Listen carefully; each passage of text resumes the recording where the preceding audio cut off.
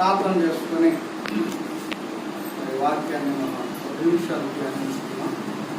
దయచేసి అందరూ కూడా ప్రార్థనలో ఏకీభవించాలని ప్రార్థన చేసుకున్నాం. పరిశుద్ధిగా ప్రేమాదయ కనికరం కలిగిన మా ప్రియ పరలోకపు తండ్రి, ఉన్నతమైన శ్రేష్టమైన ఘనమైన నామాన్ని బట్టి మీకు స్తుతులు గడిచిన కాలం అంతా మీ కుటుంబం తండ్రి. మరొకసారి నాయన మేమందరం కూడా సంఘంగా కూడుకొని మిమ్మల్ని ఆరాధించే గొప్ప ధన్యతను మాకు ఇచ్చినందుకు మీకు స్తుతులు అర్పించుకుంటున్నాం. ఇప్పటి వరకు తండ్రి కీర్తన పాఠ్యంలో మీరున్నారు, వాక్య పట్టణంలో మీరున్నారు. మాదేవా మరి ఇప్పుడు ఈ యొక్క జ్ఞానాన్ని మేము నేర్చుకోవటానికి ఈ లేఖనాలను మేము పరిశీలిస్తుండగా మీరు తోడుగా ఉండమని ప్రార్థిస్తున్నాను. ఇదిగోనైనా బెరియాలో ఉన్నటువంటి సంఘము ఏ రీతిగానైతే పౌలు శీలలో చెప్పినటువంటి సంగతులు అలా ఉన్నవో లేవో అని తండ్రి మరి పరిశోధించారు. అలాగనే తండ్రి దేశంలో ఉన్నటువంటి సంఘము కూడా దేవ మరి చెప్పబడుతున్నటువంటి మీ లేఖనాలు తండ్రి మీ మాటలో పరిశుద్ధ గ్రంథంలో అలా ఉన్నవో లేవో అని అయా కూలంకుషంగా పరిశోధించే జ్ఞానాన్ని మీరు అనుగ్రహించమని ప్రార్థిస్తున్నాను. విత్తబడుతున్నటువంటి ప్రతి విత్తనము మంచి నేల మీద పడి అయా 30 60 100 ఫలించే విత్తనంగా తండ్రి మీరు అభివృద్ధి చేయమని ప్రార్థిస్తున్నాను. చెప్పబోతున్నటువంటి నన్ను కూడా మీరు జ్ఞాపకం చేసుకునే దేవా, శిలో మాటను మరుగు చేసుకొని మా ద్వారా మీరే నివేడలతో మాట్లాడమని ప్రార్థిస్తున్నాను. ఈ యొక్క స్థలం చుట్టూ పరిశుద్ధ కాపుదలు ఉంచండి. అబ్బాదికి ఏమాత్రం అవకాశం లేకుండా తండ్రి మీ నామానికి మహిమగానం ఘనత మహిమ ప్రభావాలు మీరే పొందుకోమని మా ప్రభువును నీ ప్రియకుమారుడైన యేసుక్రీస్తు నామములో స్తుతించి వేడుకుంటున్నాం మా పరమ తండ్రి. ఆమేన్. వందనాలు. సమయంలో మనం మరొకసారి దేవుని యొక్క వాక్యాన్ని పరిశీలిద్దాం. ఎందుకంటే నిత్యము మనం ఏం చేయాలంటే వాక్యాన్ని పరిశీలిస్తూనే ఉండాలి, వాక్యాన్ని చదువుతూనే ఉండాలి, వాక్యాన్ని నేర్చుకుంటూ ఉండాలి. అలాంటి వారిని గురించి దావీదు గారు ఒక మాట ఆయన తెలియజేశాడు. గమనించారా? ఒకసారి కీర్తన చూసినట్టయితే ఒకసారి కీర్తనకారుడు రాసినటువంటి 1వ అధ్యాయము 2వ వచనం నుంచి మనం చూద్దాం. 2వ వచనం నుంచి మనం చూసినప్పుడు అక్కడ ఒక చక్కటి మాటను మనం జ్ఞాపకం చేసుకోవచ్చు.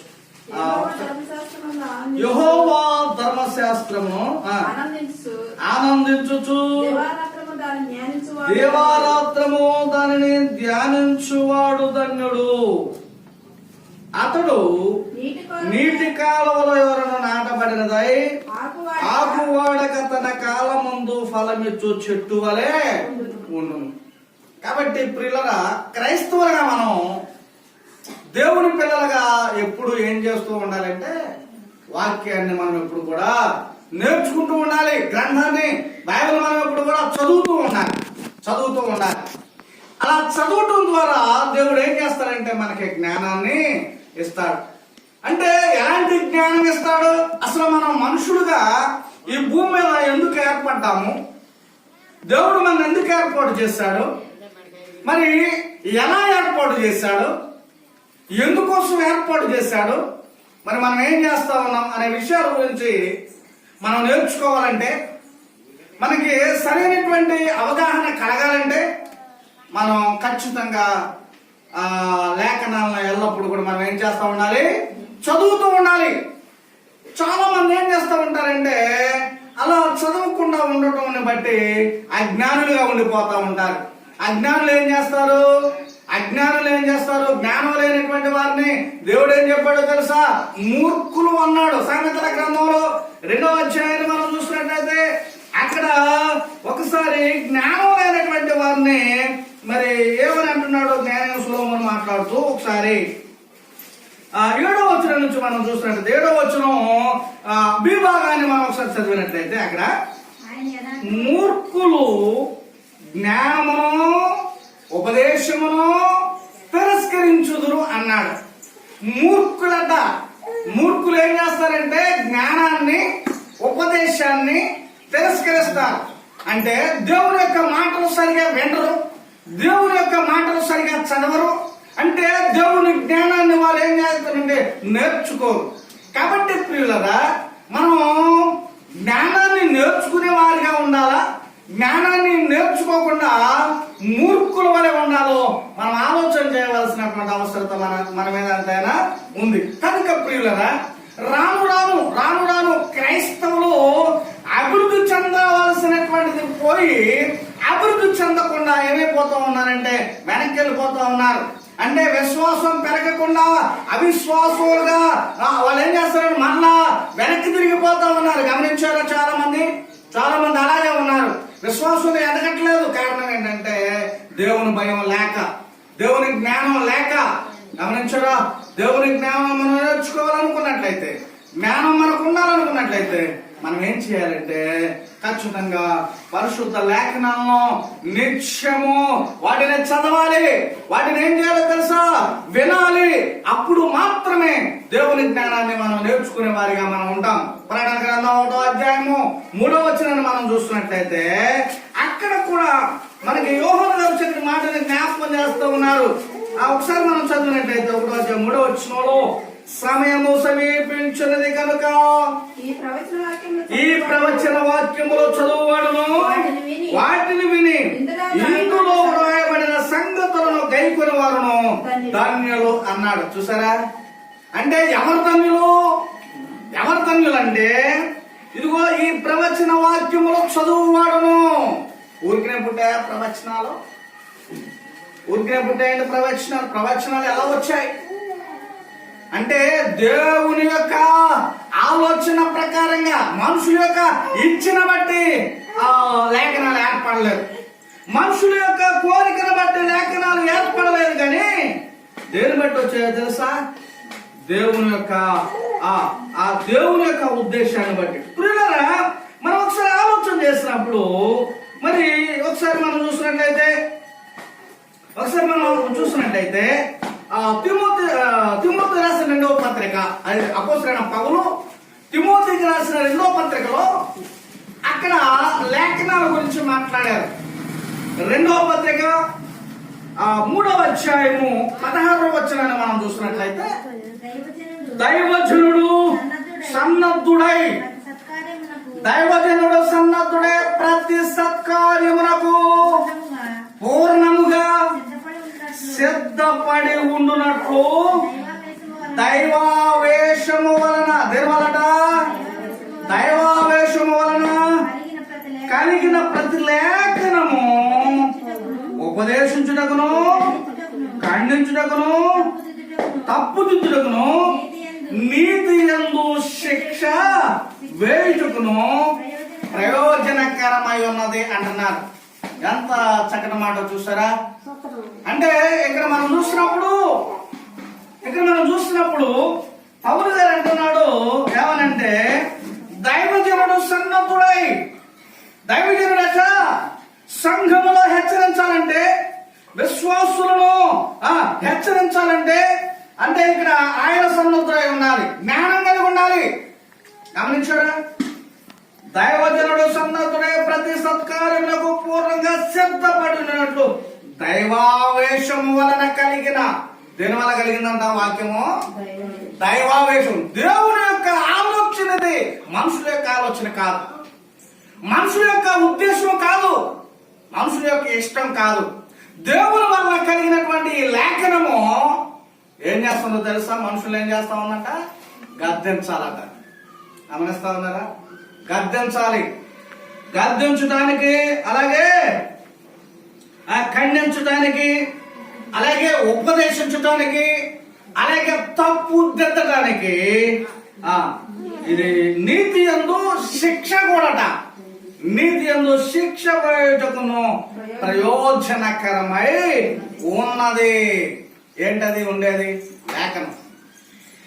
దైవావేశము వలన కలిగినటువంటి లేఖనము నీతి యందు శిక్ష వేయటానికి కూడా. ఎవరు వేస్తారు శిక్ష? ఇక్కడ మనం చూస్తూ ఉన్నప్పుడు దైవజనుడు గద్దించాలంటూ ఉన్నారు, దైవజనుడు ఉపదేశించాలంటున్నారు, దైవజనుడు ఖండించాలంటున్నాడు, దైవజనుడు నీతి యందు శిక్ష కూడా వేయాలి. అంటే దేని ద్వారా తెలుసా? కేవలము దైవావేశము వలన వచ్చినటువంటి లేఖనము వల్ల. ఇది ఊరికనే వచ్చింది కాదు. కాబట్టి లేఖనాలకు మనం చాలా ప్రాధాన్యత ఇవ్వవలసినటువంటి అవసరత మన మీద ఎంతైనా ఉంది. కనుక ప్రియులారా, మనందరం కూడా ఏం చేయాలంటే ఆ యొక్క లేఖనాలను చాలా జాగ్రత్తగా నేర్చుకోవాల్సినటువంటి అవసరత మన మీద ఎంతైనా ఉంది. గమనించారా? ఒకసారి ఎందుకని మనం ఏం చేయాలంటే లేఖనాలు చదువుతూ ఉండాలి. చదువుతూ ఉన్నప్పుడు మనుషుని యొక్క ఏర్పాటు, మనుషుని యొక్క ఏర్పాటుకు కలిగినటువంటి ఉద్దేశము దేవుడు చెప్పాడు, దాన్ని మనం నేర్చుకోవాలి. అవునే కదా? ఎలా ఏర్పాటు చేశాడు? ఇందాక మనకు ప్రియులు చదివినటువంటి ఆ లేఖన భాగాన్ని మనం చూసినట్టయితే 2వ అధ్యాయంలో 7వ వచనంలో మనం చూస్తూ ఉన్నప్పుడు మనుషుని ఎలా ఏర్పాటు చేశాడో తెలుసా? దేవుడైన యెహోవా నేల మంటితో నరుని నిర్మించి వాని నాసికారంధ్రములో జీవాయువును ఓదగా నరుడు జీవాత్మాయను అన్నాడు. నరుణ్ణి ఏర్పాటు చేశాడు దేవుడు, ఏర్పాటు చేశాడు. నేల మంటితో దేవుడు ఏం చేశాడో తెలుసా? నరుణ్ణి ఏర్పాటు చేసినట్లుగా మనం చూస్తా ఉన్నాం. ప్రియులారా, దేవుడు ఏం చేశాడంటే ఒక పని చేశాడు. ఇక్కడ ఒక పని చేశాడు. ఏం పని అంటే ఒక బొమ్మ తయారు చేశాడు. ఆ మట్టి నుంచి ఒక బొమ్మ తయారు చేసి ఆయన ఏం చేశాడు? నాసికారంధ్రాలలో జీవాయువు ఊదారు. మీరు గమనించారా? ప్రాణం ఎలా పోతుందో తెలుసా మీకు? ప్రాణం ఎటు నుంచి పోతుందంటే మన ముక్కులో నుంచి, నోటులో నుంచి ఆ ప్రాణం అలా వెళ్ళిపోతా ఉంటది అనమాట. ఎందుకంటే దేవుడు అక్కడి నుంచే ప్రాణాన్ని ఇచ్చాడు. అది విషయం గమనించాలి మనం. మన ప్రాణం అనేటువంటిది ఎటు నుంచి వచ్చిందో తెలుసా? ఇదిగో ఈ నాసికారంధ్రాలలో దేవుడు ఏం చేశాడంటే జీవాయువును ఊదాడు. కనుక మనందరం కూడా జీవించు ఆత్మనయం మళ్ళీ వెళ్ళిపోవాలంటే అటు నుంచే వెళ్ళిపోతున్నాం, అంతే. కాబట్టి చాలా జాగ్రత్తగా మనం ఆలోచన చేసినప్పుడు దేవుడు మన యొక్క ఏర్పాటుకు చాలా కష్టపడ్డాడు. ఇక్కడ ఏర్పాటు చేశాడు. అందుకనే దావీదు 139వ కీర్తనలో ఒక అద్భుతమైన మాట మనకి జ్ఞాపకం చేస్తా ఉన్నాడు. 13వ వచనం నుంచి. నువ్వు ఆలోచన చేసావా? నీ యొక్క నిర్మాణము, నువ్వు ఆలోచన చేసావా? నీ రూపు నువ్వు ఆలోచన చేసావా? నీకున్నటువంటి అందము నువ్వు ఆలోచన చేసావా? నీ విగ్రహం ఎలా వచ్చిందో ఇవన్నీ కూడా ఎవరు కూడా ఆలోచన చేయట్లేదు, తెలుసా ప్రియులారా? అందుకనే దావీదు అంటూ ఉన్నాడు 139వ కీర్తన 13వ వచనంలో, నా అంతరంద్రియములను నిర్మించిన వాడవు నీవే, నా తల్లి గర్భమందు నన్ను నిర్మించిన వాడు నీవే, నీవు నన్ను కలుగజేసిన విధము చూడగా. ప్రియులారా, గమనించారా? దేవునితో మాట్లాడుతూ ఉన్నాడు దావీదు, దేవునికి ప్రార్థిస్తూ ఉన్నాడు దావీదు. ఇదిగో దేవునితో ఏ విధమైనటువంటి మాటలు మాట్లాడుతున్నాడో చూసారా? ఆయన ఏ విధంగా ప్రార్థన చేస్తున్నాడో చూసారా? తండ్రి అనేటువంటి దేవా, నా అంతరంద్రియములను కలుగు చేసిన వాడు నీవే. నువ్వు మాట్లాడావు ఎప్పుడైనా? నువ్వు ప్రార్థిస్తున్నటువంటి సమయంలో, నువ్వు దేవునితో మాట్లాడే సమయంలో ఎప్పుడైనా ఇదిగో నీ గురించి నువ్వు మాట్లాడావా? తండ్రి, నన్ను ఈ రీతిగా భూమి మీద నువ్వు ఏర్పాటు చేసావయ్యా, నేను నీ చేతి పని. నేనెవరు? నీ చేతి పని నువ్వు ఏర్పాటు చేస్తేనే నేను ఇలా ఉన్నా. పిల్లరా, ఒకసారి మీరు ఆలోచన చేసినప్పుడు ఇదిగో దావీదు అంటూ ఉన్నాడు, నా అంతరంద్రియములను నిర్మించిన వాడవు నీవే, నా తల్లి గర్భమందు నిర్మించిన వాడవు నీవే, నీవు నన్ను కలుగు చేసిన విధము చూడగా భయమును ఆశ్చర్యమును. చూసారా? అందుకనే దేవుడే మనం ఏర్పాటు చేశాడు గనక, దేవుడే మనల్ని కలుగు చేశాడు గనక మనం అందరం కూడా ఎవరు తెలుసా? దేవుని పిల్లలం. నీకు అర్థమైందండి? ఎవరి పిల్లలం? దేవుని పిల్లలం. ఒకసారి అపోస్తల కార్యాల్లో 17వ అధ్యాయము 29వ వచనాన్ని మనం చూసినట్లయితే, అపోస్తల కార్యాలు 17వ అధ్యాయము 29వ వచనంలో మనం చూసినప్పుడు అక్కడ ఒక చక్కటి మాట మనం జ్ఞాపకం చేసుకుంటూ ఉన్నాం. కాబట్టి మనము దేవుని సంతానమై ఉండి మనుషులు చమత్కార కల్పల వలన మార్చబడిన బంగారమునైనను వెండినైనను రాతినైనను దేవత్వము పోలి ఉన్నదని తలంపకూడదు. చూసారండి, అర్థమవుతుందా మీకు? మనం అందరం కూడా ఎవరి పని వారమై ఉన్నామంటే ఎవరి చేతి పని? మనం దేవుని చేతి పని. ఈ నిర్మాణం దేవుని, దేవుడు ఇచ్చినటువంటి ఈ యొక్క నిర్మాణాన్ని నిజంగా ఎవరు చేయలేరు. కానీ మనుషులు ఏం చేస్తున్నారు తెలుసా? మనుషులు ఏం చేస్తా ఉన్నారంటే, అందుకని ఇక్కడ ఉంచి ఉన్నారు. ఏమనంటే ఒకసారి మరలా చూద్దాం. కాబట్టి మనము దేవుని సంతానమై ఉండి మనుషుల యొక్క చమత్కారం అంటే మనుషుల యొక్క ఏర్పాటు, రకరకాల పనులు చేస్తూ ఉంటారు మనుషులు. రకరకాల మనుషులు, రకరకాల క్రియలు ఉన్నాయి, చమత్కార పనులు. గమనించారా? వారి యొక్క నిర్మాణాలు రకరకాలుగా ఉంటాయి. ఒక బంగారాన్ని తీసుకున్నప్పుడు ఆ బంగారంలోనే 100 రకాల రూపాలు తీసుకొస్తాడు మనుషుడు. ఒక వెండి తీసుకున్నప్పుడు అనేక రకాల రూపాలను దాంట్లో తీసుకొస్తాడు మనుషుడు. దానినే చమత్కారం అంటారు. ఏమంటారు? చమత్కారం. అందుకని ఇక మనుషుల యొక్క చమత్కార కల్పన వలన అన్నాడు. కల్పన, కల్పించడం, బొమ్మలు తయారు చేయడం, బొమ్మలు తయారు చేయడం. నిజంగా మీకు కొన్ని విషయాలు ఈ సమయంలో నేను చెప్పాలి. ఏంటంటే, కొన్ని బొమ్మలు ఉంటాయండి, మనం చూస్తే అసలు దీని నిర్మాణం ఎలా చేస్తాడని మనకి ఆశ్చర్యంగా ఏ విధంగా ఉంటాయి ఆ బొమ్మలు. అలా నిజంగా అద్భుతాన్ని సృష్టిస్తూ ఉంటారు. అంత నగిసి బొమ్మలు ఉంటాయి. మన యొక్క దేశంలో, మన రాష్ట్రంలో ప్రత్యేకించి నిర్మల బొమ్మలు ఉంటాయి. నిర్మల అనే ప్రాంతంలో బొమ్మలు తయారు చేస్తారు. ప్రపంచంలోనే ప్రఖ్యాతి గాయించిన బొమ్మలు అన్నమాట. అలాగే కొండపల్లి బొమ్మలు కూడా ప్రపంచ ప్రఖ్యాతి గాయించిన బొమ్మలు. చాలా అసలు అవి జీవం ఒట్టుపడే విధంగా ఉంటాయి అన్నమాట.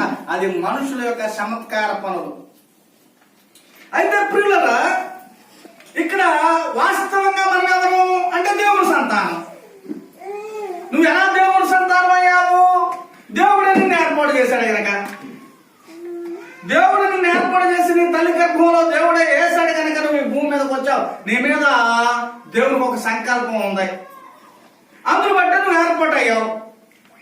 కానీ నువ్వు దేవుని సంతానమై ఉండి మనం ఏమంటున్నామంటే, మనుషుల యొక్క చమత్కార కల్పన వలన మలచబడిన బంగారమైనను, వెండినైనను, రాతినైనను దేవత్వము పోలి ఉన్నదని తలంపకూడదు. అంటే ఈ విగ్రహాలలో దేవుళ్ళు ఉన్నారని నువ్వు చెప్పకూడదు. చాలా మంది చెప్తున్నారు. ఇదే అజ్ఞానం. ఇది అజ్ఞానం. ఏం చేస్తా ఉన్నారంటే, బొమ్మల్లో దేవత్వాన్ని పోలుస్తూ ఉన్నారు. ప్రియులను గమనించారా? ఇదిగో దానియేలును కూడా, అలాగే అక్కడ ఉన్నటువంటి 3 భక్తులు ఉన్నారు. షడ్రకు, మెషకు, అబేద్నెగో. ఈ 3 భక్తులు, దానియేలు, మీరు గమనించారా? వీరందరూ కూడా అక్కడ ఉన్నటువంటి ఆ రాజు ఏం చేశాడు అంటే, నెబుకద్నెజర్ ఒక బొమ్మను తయారు చేశాడు. ఆ బొమ్మను తయారు చేసి ఇందులో దేవత్వం ఉంది, దీని ముందు సాష్టాంగపడి నమస్కారం చేయమని చెప్పి వారిని బలవంతం చేశాడు. ఆ దేశం అంతా కూడా, ఆ బబులోను దేశంలో ఒక ఆజ్ఞ జారీ చేశాడు. ఈ దేశం అందరూ కూడా వెళ్ళి అక్కడ సాష్టాంగపడాలి, అందరూ కూడా ఆ విగ్రహాన్ని మొక్కాలి అని చెప్పి ఆయన ఆజ్ఞ జారీ చేసినప్పుడు నిజమైన భక్తులు, దేవుని జ్ఞానం కలిగినటువంటి వారు, దేవునిచే ఆశీర్వదించబడిన వారు చాలా చక్కగా ఆలోచన చేశారు. అది మనుషులు ఏర్పాటు చేసింది, దాంట్లో జీవం లేదు. అది మనుషులు ఏర్పాటు చేసింది, జీవం లేదు అందులో. అది ఎలా దేవుడు అవుతుంది? ఇప్పుడు ఈ మాటని వారు జ్ఞాపకం చేస్తున్నారు. ఈ మాటని ఎందుకంటే మనుషుల యొక్క చమత్కార కల్పన వల్ల ఏర్పరచబడినటువంటి ఆ యొక్క, అది బంగారపు బొమ్మైనా, వెండి బొమ్మైనా, రాతి బొమ్మైనా, చెక్క బొమ్మైనా, బొమ్మే, అందులో జీవం లేదు అని మరి ఏం చేస్తారంటే అది దైవత్వము ఎంచలేదు, అందుకని వారు సాష్టాంగ పడలేదు. మనుషులు చాలా మంది దైవత్వాన్ని పోలుస్తూ ఉన్నారు. ప్రియులను మీరు గమనించారా? ఒకసారి మనం ఆలోచన చేస్తున్నాం. మన యొక్క సృజించి అంటే మానవుల యొక్క నిర్మాణాన్ని దేవుడు అద్భుతంగా సృష్టించాడు. ప్రియులరా, ఒకసారి మనం ఆలోచన చేసినట్లయితే ఈ నిర్మాణాన్ని రెండు రకాలుగా దేవుడు ఏర్పాటు చేసినట్లుగా మనం చూస్తా ఉన్నాం. రెండు భాగాలుగా మానవుని యొక్క నిర్మాణాన్ని మనం చూస్తూ ఉన్నాం.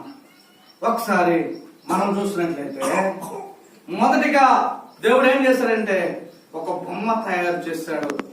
ఆ బొమ్మ దేని నుంచి తీసుకున్నాడు అంటే మట్టిని తీసుకుని తయారు చేశాడు. ఏమండి, దేని తీసుకున్నాడు?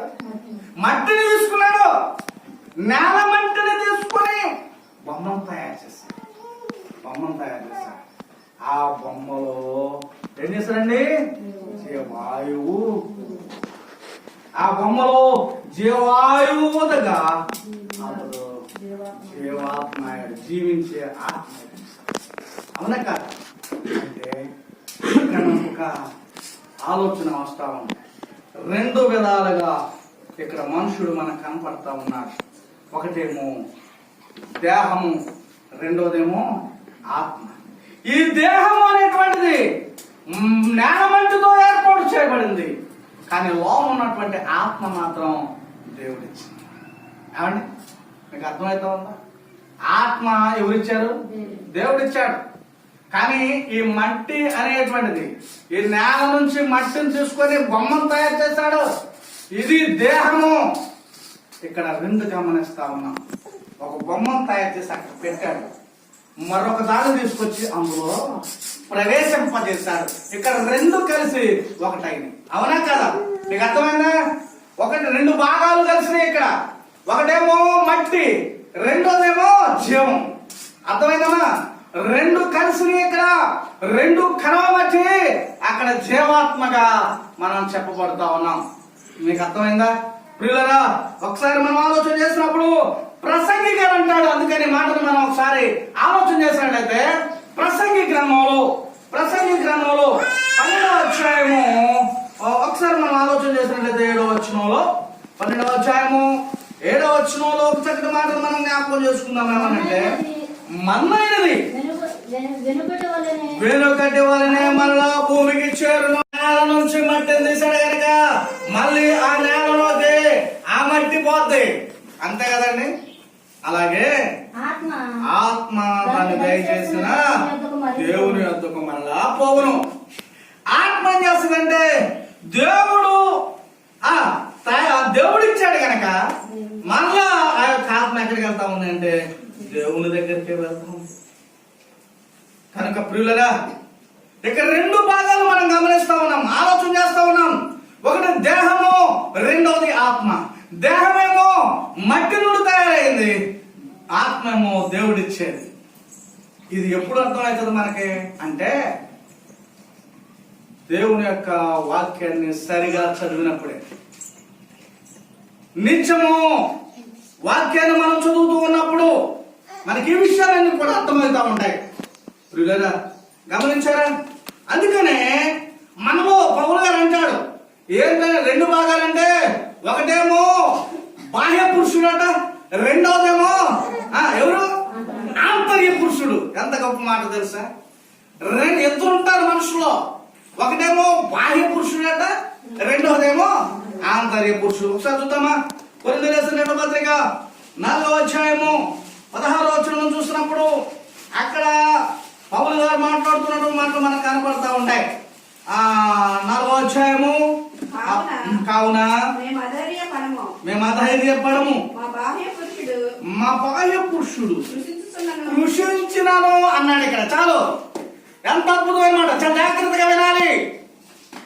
ఏమంటాడు తెలుసా? కావున మేము అధైర్యపడం. ఎందుకు తెలుసా? నాలో ఎత్తున్నారు, ఒకళ్ళు బాహ్య పురుషుడు, రెండవరు ఆంతర్య పురుషుడు. ఒకవేళ బాహ్య పురుషుడు కృషించినను అన్నాడు అంటే ఏంటంటే యోబు గారిని జ్ఞాపకం చేసుకోవాలి. మళ్ళీ వెంటనే మనం యోబు గారిని జ్ఞాపకం చేసుకొని యోబు గారికి వచ్చినటువంటి శ్రమలు, యోబు గారికి వచ్చినటువంటి ఇబ్బందులు, కష్టాలు ఒకసారి మనం జ్ఞాపకం చేసుకోండి.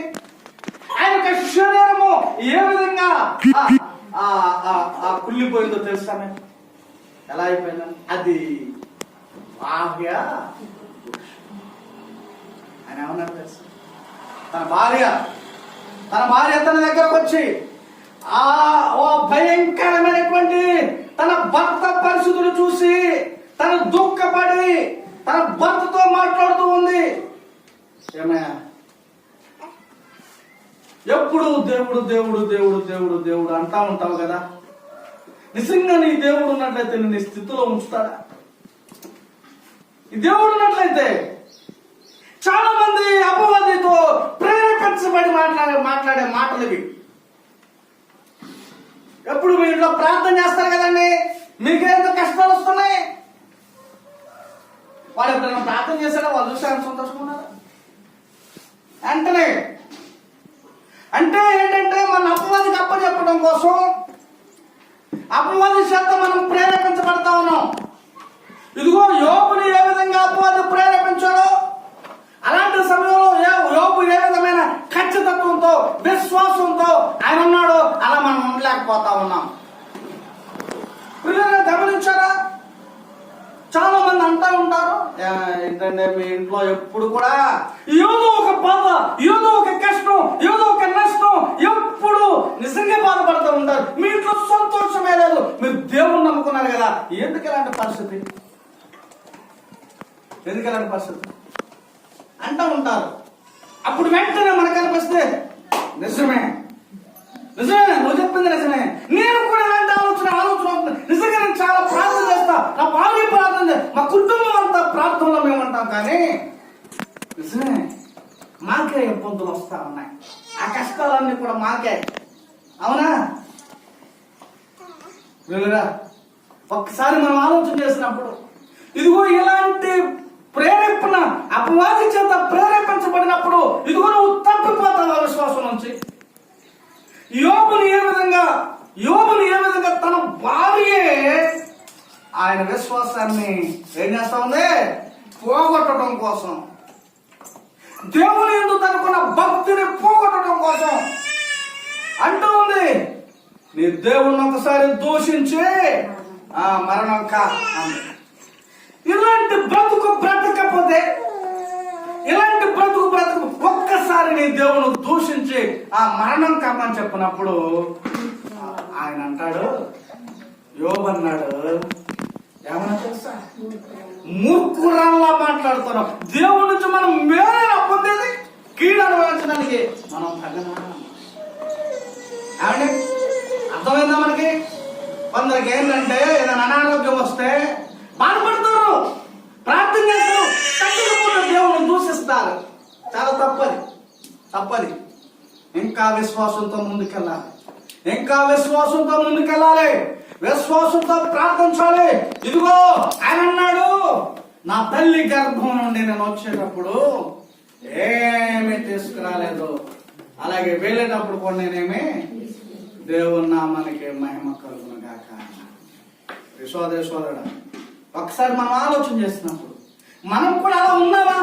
ఇదిగో అపవాది చేత ప్రేరేపించబడినటువంటి నీవు, అపవాది చేత ప్రేరేపించబడుతున్నటువంటి నువ్వు అపవాదికి ప్రాధాన్యత ఇస్తున్నావా?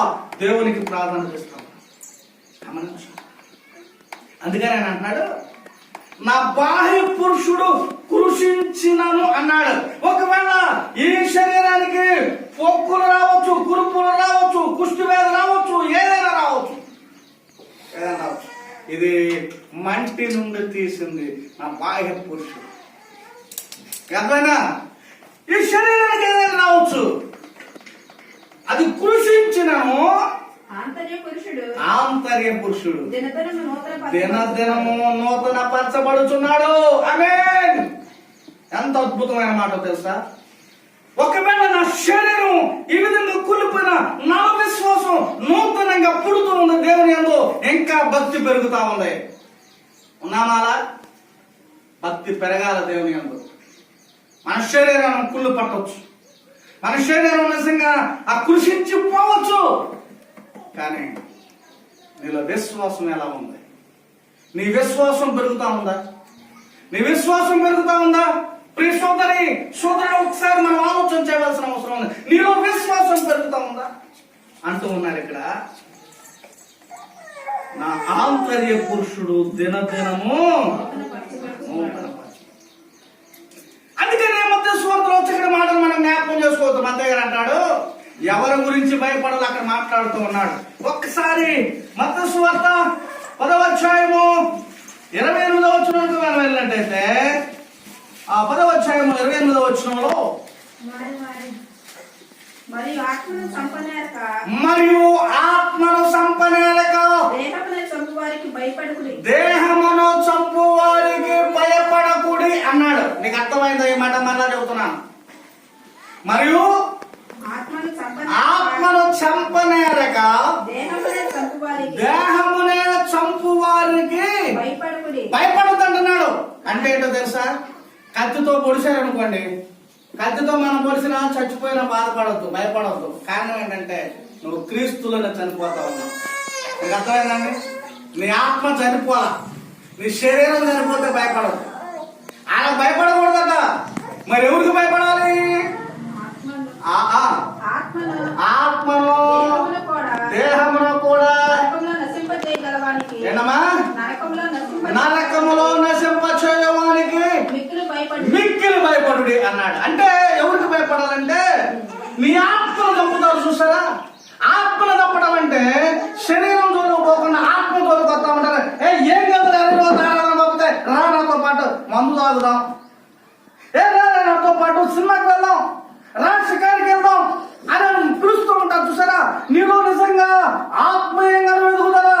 ఆత్మీయంగా నువ్వు పెరుగుతూ ఉన్నప్పుడు, విశ్వాసం పెరుగుతూ ఉన్నప్పుడు, దేవుని మీద ఆసక్తి పెరుగుతూ ఉన్నప్పుడు, ఇదిగో ఎవరైనా ఒకరు వచ్చి ఏం కాదు ఈ రోజు నువ్వు వచ్చే నాతో అంటారు చూసారా?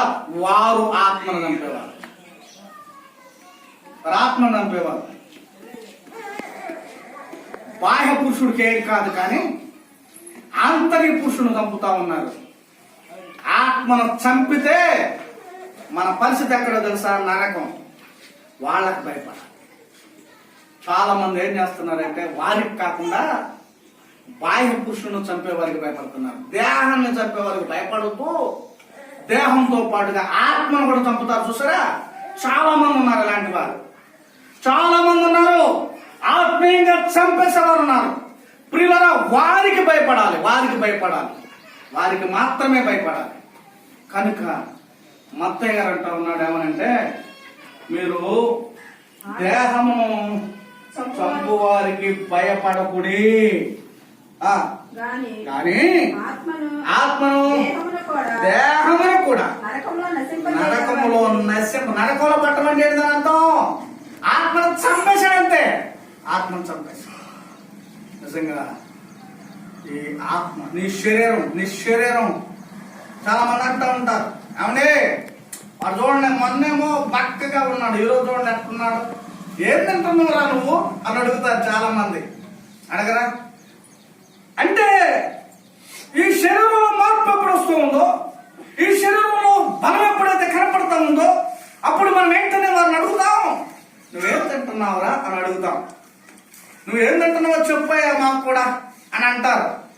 అంటే ఈ శరీరానికి బలమైనటువంటి ఆహారము ఏంటో తెలుసా? ఒక గర్భిణీ స్త్రీ డాక్టర్ గారి దగ్గరికి వెళ్తే ఆయన చెప్తాడు, నువ్వు ప్రతిరోజు కోడిగుడ్డు తినమ్మా, ప్రతిరోజు పాలు తాగు, ప్రతిరోజు ఈ ఐటమ్స్ అన్ని కూడా నువ్వు తిను, నీకు శక్తి వస్తుంది అని చెప్తాడు. అంటే నీకు ఈ శరీరానికి కావలసినటువంటి శక్తి ఎలా వస్తుందో అలా ప్రయత్నం చేస్తున్నారు. మన ఆత్మక శక్తి ఉందా? ఆత్మకి ఆహారం ఉందా? ఈ ఆత్మకి ఆహారం కోసం ఎవరు ప్రయాసపడలేదు. ఇది భయంకరమైనటువంటి, ఇది సత్యం. ఈ ఆత్మకు కావలసినటువంటి ఆహారం కోసం ఎవరు ప్రయాసపడలేదు.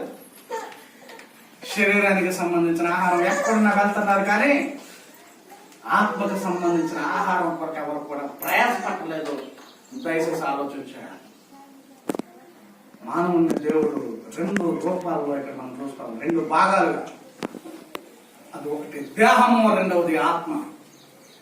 దేవుడు అద్భుతమైన సృష్టి చేశాడు. దీనిని బట్టి దావీదు అన్నాడు, నా అంతరంతరములను నిర్మించిన వాడు నీవే. నిజంగా నా తల్లి గర్భమందు నిర్మించిన వాడు నీవే. ఏం చేస్తా ఉందంట ఆయనకి? ఆ విషయాన్ని ఆయన తలుసుకున్నప్పుడు భయమో ఆశ్చర్యం కలిగిందంట. సోదరి సోదరుడా, చాలా జాగ్రత్తగా నువ్వు ఆలోచన చేస్తూ ఉన్నప్పుడు నీ దేహానికి ఆహారం కావాలి, అలాగే నీ ఆత్మకు కూడా ఆహారం కావాలి. నీ దేహానికి కావాల్సిన ఆహారం కొరకు చాలా ప్రయాసపడుతున్నావు, ఎంతో దూరమైన వెళ్తా ఉన్నావు, మంచి టేస్ట్ ఉన్నటువంటి భోజన పదార్థాలు తీసుకుంటున్నావు, ఇంకా ఎక్కువగా తింటా ఉన్నావు, నీ శరీరాన్ని పెంచుతా ఉన్నావు. కానీ ఆత్మకు కావాల్సిన ఆహారం కోసం ప్రయాసపడుతున్నావా? ఈ సమయంలో మనం ఆలోచన చేయాలి. ప్రియులరా, నిజంగా ఆఖరి దినాల్లో మనం ఉన్నాం, ఆఖరి గడియల్లో మనం ఉన్నాం. పరిస్థితులు చాలా చాలా చాలా భిన్నమైనవిగా ఉన్నాయి. సత్తుపల్లిలో లాక్డౌన్ విధించారు. ఇదిగో నిన్న అందరికీ పిలిపించే సత్తుపల్లి మండలంలో ఎవరు కూడా ఆరాధన జరిగించొద్దని. నేనేం చేశానంటే ఎవరికి తెలియకుండా వచ్చేసాను అంతే. గమనించారా? గర్భొద్దు అన్నారు. పిల్లరా, ఎంత భయంకరమైన పరిస్థితుల్లో మనం ఉన్నామో ఒకసారి ఆలోచన చేయండి. మన ఏర్పాటు చేసిన మన దేవుడు కూడా ఆరాధించే పరిస్థితి లేదు, ప్రజల్లో లేవటం లేదు. అలాంటి భయంకరమైన దుర్దినాల్లో మనం ఉన్నాం. జ్ఞానం కలిగి నడుచుకోవాల్సింది. మన ఇష్టం. దేవుడు మన ఎందుకు ఏర్పాటు చేశాడో, దేని కొరకు ఏర్పాటు చేశాడో, మన నిర్మాణం వెనక తన యొక్క ఉద్దేశం ఏంటో, ఇవన్నీ కూడా మనం నేర్చుకోకపోతే ఒక విషయాన్ని మీతో నేను చెప్తాను. ఈ దేహానికి కావలసినటువంటి అన్ని కూడా మనం సంపాదిస్తా ఉన్నాం. నీ దేహము సౌందర్యంగా కనపడాలని, నీ దేహము అందరు దృష్టిలో పడాలని నువ్వేం చేస్తున్నావు తెలుసా? ఆ దేహానికి ఎక్కడ లేని అన్ని రాస్తా ఉన్నావు, పోస్తా ఉన్నావు. నిజంగా రోజుకి 3-4 సార్లు సబ్బు పెట్టి స్నానాలు చేసేవాళ్ళు ఉన్నారు. 3-4 సార్లు ముఖాలకి పౌడర్ చేసేవాళ్ళు ఉన్నారు. ప్రియులా, దేహం కొరకు ఎంతో ప్రయాసపడేవారు ఉన్నారు. దేహము ఈ యొక్క శరీరము అందంగా కనబడడం కోసం ఎన్నో ప్రయత్నాలు ప్రయాసలు పడుతున్నారు. కానీ ఈ ఆత్మ యొక్క అందాన్ని మీరు చూస్తా ఉన్నారా? దేహం అందంగా కనబడడం కోసం అలంకరణ చేస్తా ఉన్నామే. అంటే మంచి వస్త్రాలు, నగలు ఇవన్నీ పెడతా ఉన్నారు, అలంకరణ చేస్తున్నారు. కానీ ఆత్మకు అలంకరణ ఉన్నాయి కొన్ని తెలుసా? ఆత్మకు కూడా కొన్ని అలంకరణలు ఉన్నాయి. ఆ ఆత్మకు ఉన్నటువంటి అలంకరణని మనం ఏం చేస్తా ఉన్నామంటే వాటిని మనం విడిచిపెడతాం. అసలు ఆత్మ గురించి పట్టించుకుంటే కదా, ఆత్మ గురించి పట్టించుకుంటే దాని అలంకరణ గురించి కూడా పట్టించుకుంటాం. ఆత్మ గురించి పట్టించుకోవడం లేదు కనుక అలంకరణ గురించి కూడా పట్టించుకోం. పేతురు రాసిన మొదటి పత్రికలో ఒకసారి మనం చూసినట్లయితే పేతురు రాసిన మొదటి పత్రిక 3వ అధ్యాయము 4వ వచనం చూసినప్పుడు ఏంటట? సాధు అయినట్టు మృదువైనట్టు గుణమును అక్షయలంకారము గల మీ హృదయపు అంతరంగ స్వభావము మీకు అలంకారముగా ఉండవలెను అన్నాడు. సాధు అట. ఏంటది? సాధు అంటే కోపం లేనటువంటి వారిని, కోపం ఉండకూడదని ఉండాలి. మనం నేర్చుకోవాలి. కోపం ఉండకూడదు. మనలో ప్రేమ ఉందా? నిజంగా ఒకసారి మనం ఆలోచన చేసినట్లయితే అదొక అలంకరణే. ప్రేమ, విశ్వాసము, నిజాయితీ, వీటితో పాటు ఇవన్నీ కూడా ఈ యొక్క ఆత్మకున్నటువంటి అలంకరణలాగా మనం నేర్చుకోవాల్సిన అవసరం.